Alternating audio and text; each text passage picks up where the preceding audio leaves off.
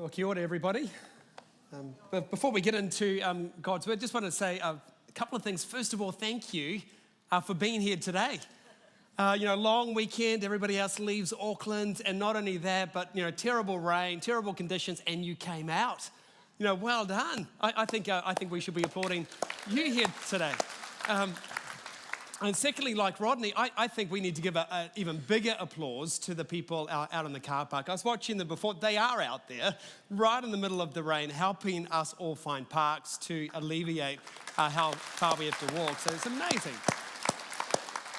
Now, I'm not a big fan of winter. Used to be, but then we had young kids come along, and as you can tell, I'm probably, I'm croaky today. But hopefully we'll get through this together, as Rodney's just prayed as well. So.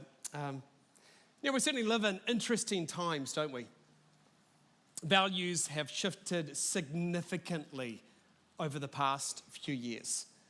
There's different perspectives now on morality, on relationships, on marriage, on identity. Change is happening all around us.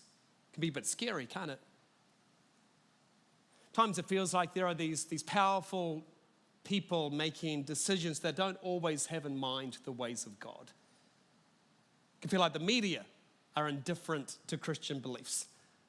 At one time, New Zealand was very much shaped and led by people who shared the same values and perspectives as Christians. Now, not so much. It can feel like everything's up for grabs, can't it? This good news that we proclaim is seen as fake news, even dangerous news. A study came out the last 2 or 3 weeks on the faith and belief study in New Zealand. I found it really interesting, and you can find it online. It's about 16 pages long. And at first read, it might seem a bit depressing to you. It shows that Christianity is no longer the dominant viewpoint in our country. In addition to that, it says 30% of Kiwis are passionately opposed to Christianity. How did it make you that feel?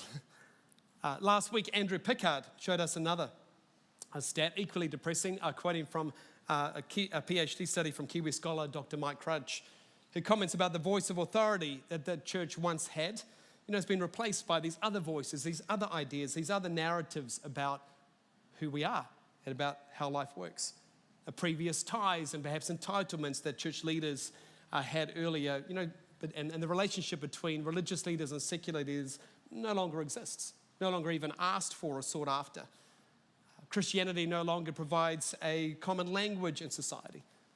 Along with that, you could think of just even the Sunday space that has often been set aside in that kind of sacred space. Now, Sunday trading, sports, school fairs, special events, it kind of swallows up these times that we have. It's a changing landscape. And that changing landscape can make us feel very unsettled at times. And I can, hear some of you kind of moan already, oh, I don't want to be depressed again on a Sunday. But that's not the goal. Instead, for me, it raises a really important question. I don't think there's any question that's as important to us as a church right now. It's this: how are we to live as followers of Jesus in a society where we don't call the shots? How do we step into our mission to renew people and places in an environment where 30% are passionately opposed to Christianity? Are we meant to just pull away and become like a GCC equivalent of Gloria Vale? No, heaven forbid. Are we meant to just do what we have done the last couple of decades at a time when the landscape was more favorable towards Christianity, where there was greater warmth and acceptance of Christian beliefs and values? See, I don't think there's any more important questions than these to us right now as a church with this radically changing landscape in front of us. Up here there's a snapshot of some of the suburbs in which we live. And this is just a snapshot of them, obviously. And you can actually see where people actually live just in these streets. These are real houses from people at GCC. What does it look like to actually bring renewal to these areas? Into where you live, into your workplace, into your club. In an environment where 30% of people are, again, passionately opposed to Christianity. Why don't you take a moment, just turn to the person in front of you or behind you, just talk about where you live, because that's obviously what the message today is going to be talking about. How will you bring renewal to your neighborhood and to the context you're in. So just talk to the person in front of you, behind you, to make sure we all understand some of these places we're going to be talking about.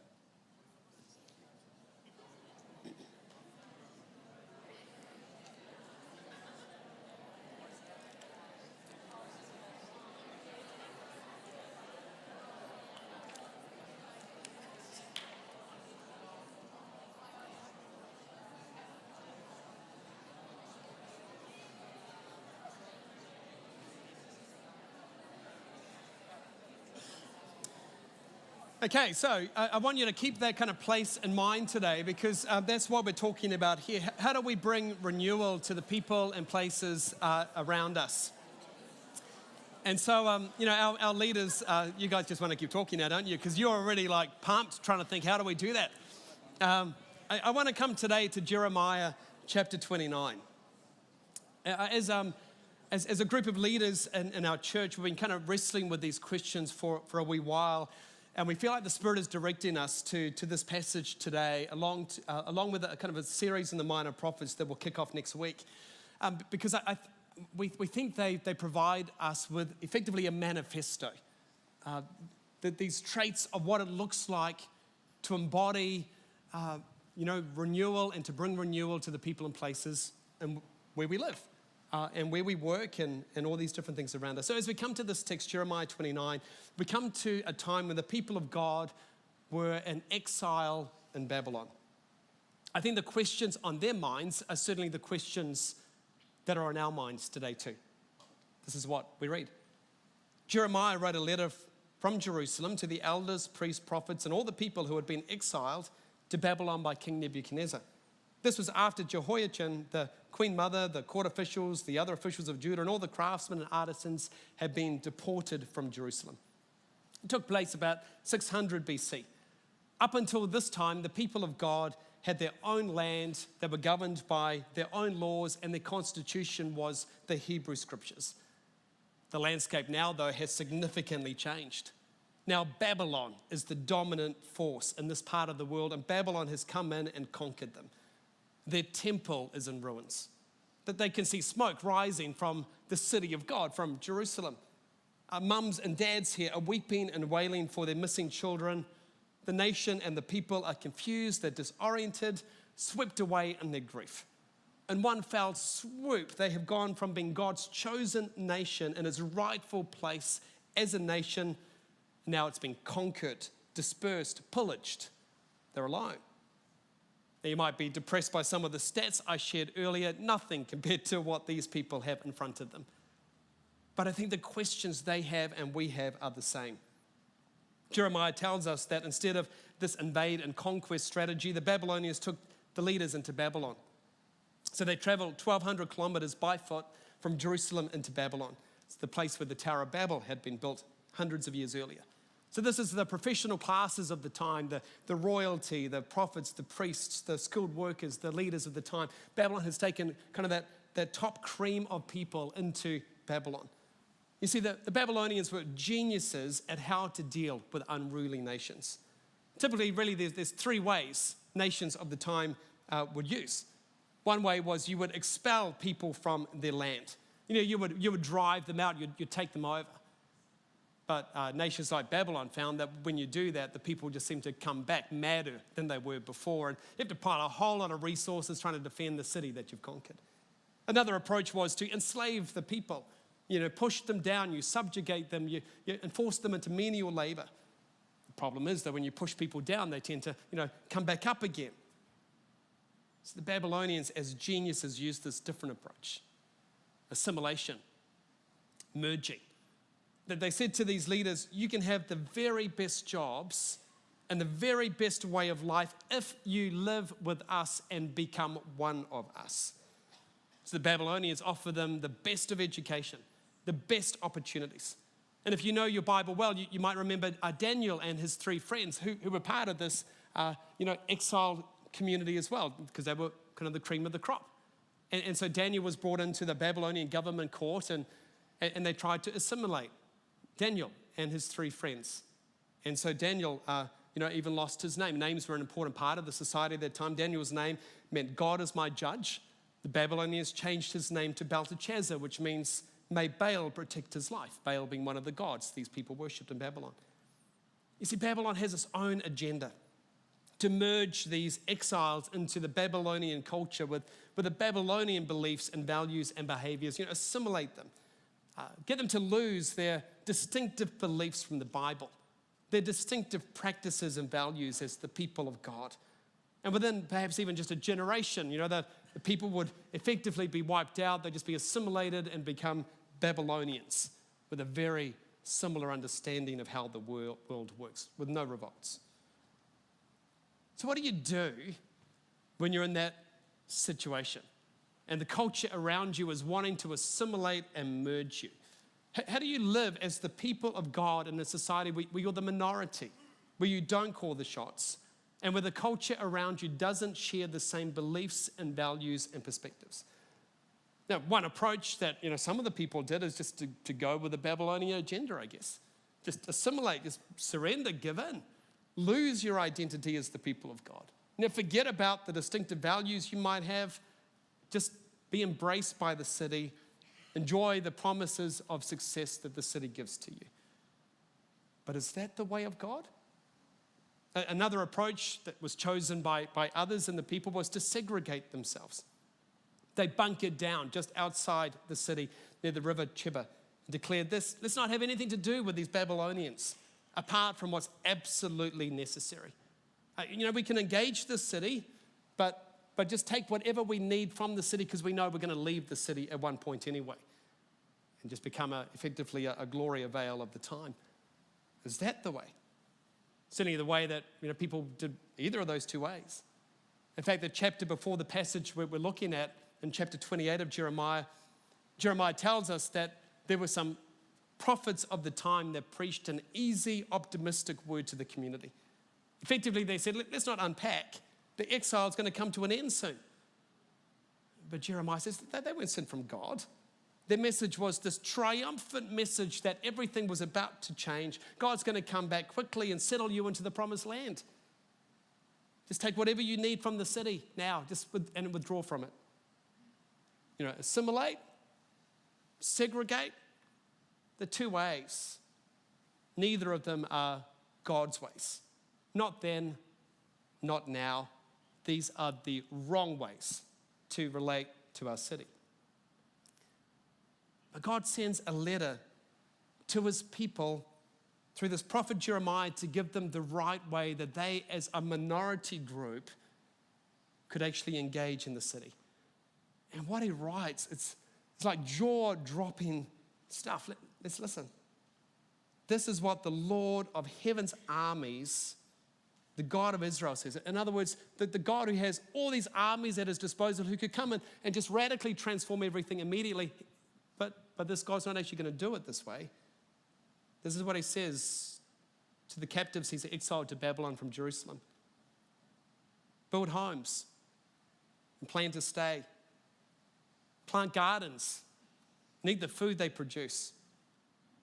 Marry and have children. Then find spouses for them so that you may have many grandchildren. Multiply. Do not dwindle away, and work for the peace and prosperity of the city where I sent you into exile. Pray to the Lord for it, for its welfare will determine your welfare. This is radical and surprising. It's a third way that's not about assimilating or segregating. So let's kind of unpack this a bit, because I see three traits here in this passage. First thing I see in the passage is this call for us as exiles to live and settle in our Babylon. He says here, build homes, plant gardens, grow your family. Don't withdraw, settle.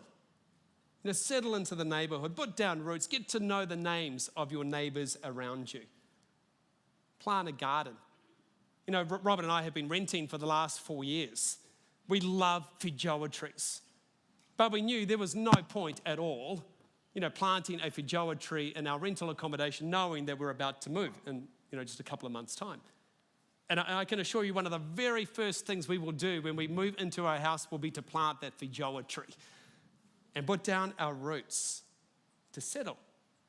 I think that's what Jeremiah is saying. Stop living as refugees. Make this your home. Sure, I get that things are different, that they're not the way they once were. You left a time and a place where everyone believed like you do. And now you're living in this city, a very pluralistic place. Back then, if you just walked past an idol, you knew you could knock it down because it shouldn't be there. But now on the way to work, you walk past idols all the time. And you're the minority and you can't even do anything about it. It won't be the same as it once was. But this is now your city. Settle. Live. It's the second thing going on here. Respectfully resist. It's like you're saying, yes, Babylon is going to try to assimilate you into its way of thinking. Going to want to take, all the values of Babylon. They're going to want you to embody that too. But don't give in. Live the values of the kingdom of God even while you live in this city of Babylon. He goes on to say, for I know the plans I have for you, says the Lord. They are plans for good and not for disaster, to give you a future and a hope. In those days when you pray, I will listen. If you look for me wholeheartedly, you will find me. I will be found by you, says the Lord.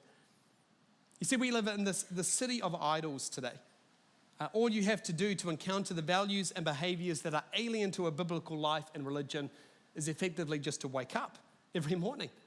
Your alarm goes off. You don't hear the language of love and grace. You hear this message of you need to prove yourself to be accepted.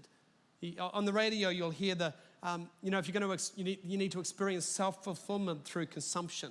You need to push your way forward and demand your self-interests. It's hard, really hard for the people of God to live in a city where everything is so different. It's like God is saying to us, it's easy for you perhaps to live in a context where you're in charge and it's the majority, but now you're going to be tested like never before. And you're going to have to look to me wholeheartedly. You're going to need to trust what I have to say from my word. Because every day you're going to be tempted to take on different values. Values about sex and money and power and success and beauty. But you need to learn to listen not to the values of Babylon, but to the values I have here in my word. To live and settle and to respectfully resist the values of Babylon. And there's a third thing that comes through here in the text. The need to sacrificially love. It says, work for the peace and prosperity of the city where I sent you into exile. Pray to the Lord for it, for its welfare will determine your welfare. That phrase, peace and prosperity, comes from just one Hebrew word, the Hebrew word being shalom. We don't have just one English word that's the equivalent of that. So, to bring the whole lexical range together, we need to say peace and prosperity. It refers to this economic flourishing, spiritual flourishing, social flourishing, entire flourishing in all different directions. Shalom refers to a people becoming a community conformed to God's purposes and desires. It's a community where love and justice are expressed in all relationships, effectively where the people and places are renewed just as God calls them to be. This is what shalom is. And these exiles, and we exiles, are to pray for this. Stop for a moment. Just think about how radical this is. King Nebuchadnezzar was a Babylonian king in charge at this time. And he wasn't a nice guy. Elsewhere in Jeremiah, we read about the way he pulled out the eyes of the king of Judah, whose name was Zedekiah. And just before he pulled out the eyes of Zedekiah, he killed Zedekiah's sons right in front of him, so that the very last thing Zedekiah would see was the murder of his own sons. Horrible, horrible guy. And they're to pray for the shalom for the city. In fact, one scholar, Timothy Tennant, wrote, the Babylonians were as cruel as ISIS is today. It would be difficult to erase from your mind the picture of enemies coming and ripping open the wombs of mothers, destroying your homes, stripping the gold off your temple and burning it to the ground. The anguish and pain is beyond description. And you're there to pray for the shalom of these people of Babylon. Earlier, the people of God were called to pray for the shalom of Jerusalem. Now they've been called to pray for the shalom of Babylon. This is jaw-dropping stuff. This is the Old Testament equivalent of Jesus' words in the Sermon on the Mount: love your enemies and pray for those who persecute you. And not only pray, but work hard for its shalom. Work hard for the peace and prosperity of the city where you are. Make the city a great place to live for all people. Now, I would imagine some of you are, kind of thinking about, well, is this passage all that relevant to us here in Aotearoa, New Zealand in 2018? You might have the idea that, Christians referred to as exiles, as foreigners, you might be looking for something a lot more triumphant than that. But I think this is exactly the way the New Testament describes our situation. That all Christians are called exiles. We're called to be pilgrims. That there's wandering people, even aliens, whose true home is the kingdom of God. The book of 1 Peter talks about this constantly. In fact, 1 Peter 2 could well be a New Testament equivalent of this Jeremiah passage. This is what we read. Dear friends, I urge you as foreigners and, say it, exiles, to abstain from sinful desires which wage war against your soul. Live such good lives among the pagans that though they may accuse you of doing wrong, they may see your good deeds and glorify God on the day he visits us. The idea here is that we are all resident aliens, exiles. We're citizens of another country, but residing here. We're not tourists who just kind of pass through. In fact, many of you know what this is, because this is your political status. You have a lot of visa issues and you're here in Auckland, but your citizenship at the moment is somewhere else. You'd like it to be here. You're not like a tourist just passing through. This is now home. And this is the image the New Testament gives for the people of God. This is to put our roots down, to make this our home, even though our citizenship is in the kingdom of God. So what does all this mean for us? Where we live and where we work and all the things that we're involved in. I want to give you 3 takeaways as we wrap this up. First, to make your home here in the city. So what does it mean to make your home here in the city? I want to break it down into 3 ways. First, don't segregate yourself away from others. Settle down, plant a tree, get to know what's going on in your neighborhood, observe it all, know the names of your neighbors. Don't kind of make GCC into a Gloria Vale, engage. I think the second thing it means is not just don't segregate yourself, but change your attitude about your context. That you would actually begin to love the city of Auckland. We should never be people that say things like, I live in a terrible neighborhood. I wish I had a different kind of life. I hate my job. No. As Christians, you are sent people. You are on mission. Wherever you are, whatever you are doing, I think the question we're meant to be asking is how can the power of the gospel, this beauty of the gospel, renew the people and places around me? If God has placed me where I am as we believe as a Christian people, how can I work for the peace and prosperity for this neighborhood, for this club, for this workplace, for this home, for this school, right where I am? I mentioned earlier that faith and belief study might sound a bit depressing. After all, Christianity is no longer the dominant viewpoint. 30% of Kiwis are passionately opposed to Christianity. On top of that, all these challenges, apparently 9% of New Zealanders don't even know a Christian person. But here's the thing. You can also read this through the lens of possibility and opportunity. 35% of non-Christians said they were open to change their viewpoint about religion. 1 in 3. That's really big. 20%, 1 in 5, said they were warm to Christianity. And that 9% who don't even know a Christian, effectively we have this unreached people group that we need to do something about. And 9% of these groups already know a Christian out there. 9 out of 10 people already know one of us, and we know 1 in 5 of them are warm to Christianity. See, all of us together can accomplish a whole lot as we renew people and places in our city. And it begins by making your home here in the city. Not segregating, but changing your attitude and perspective about the city. I think it also means stay here in Auckland. Now, this is just my personal challenge, but I want to put it out there and explain it. You see, the faith and belief study I referred to earlier said Auckland actually has the lowest proportions of residents identifying with Christianity. It's 31% compared to 42% in Wellington and Canterbury. I think it's one of the reasons that Christians leave the city is because it's harder to live in the city. And when you think about it, throughout the world right now, cities are exploding. A Harvard professor, Ed Glazer, says on average, every month, 5 million people are moving into cities. That many urbanites every single month. 200 years ago, 5% of people lived in a city. Now it's 50%, on its way to 75%. People are coming into cities at a faster rate than Christians seem to be staying in cities.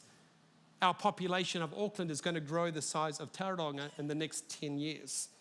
And yet I don't think we're going to have as many churches, sadly, as Tauranga seems to have right now. We need to settle here for the sake of the gospel. We need to see new hubs and new churches over the next decade in order to accommodate our growing population. You see, I think a lot of Christians have moved out of Auckland because of the pressure of the city. And it is harder. You will get more for your money outside of this place. But how do we as a church step into that challenge that's right in front of us? And I look around the room here and I see people that are incredibly smart. You know how investments work. You know how buildings and development work. I mean, how can you as entrepreneurs step in to provide a change for people even right here at GCC who need a home as a way to help them settle and put their roots down here in Auckland so that together we can renew people and places here. Let's get creative about the problem for the sake of the gospel here at GCC. Our city desperately needs people to put down roots here in our city and to work hard for the shalom, the peace and prosperity of this city. To make your home here in the city. It's another thing. Make the city a home. Make this city a place of belonging, a place of community, a place of hospitality. Bring shalom to the city of Auckland. Auckland has this aspiration to be the world's most livable city. I'm hoping to interview Phil Goff, our Auckland mayor, during our series to actually ask him what that means. I'm sure there'll be parts of the definition that we would kind of embody. There might be parts that we might define differently. But I think we work hard on what Jeremiah says here. We seek the shalom, the peace and prosperity of the city. We want it to be the genuinely most livable city for people around. If Jeremiah called the people of God to do this when Nebuchadnezzar was in charge, surely this is what we are to do for Auckland City. You see, this comes back to our mission. I've read this a few times now.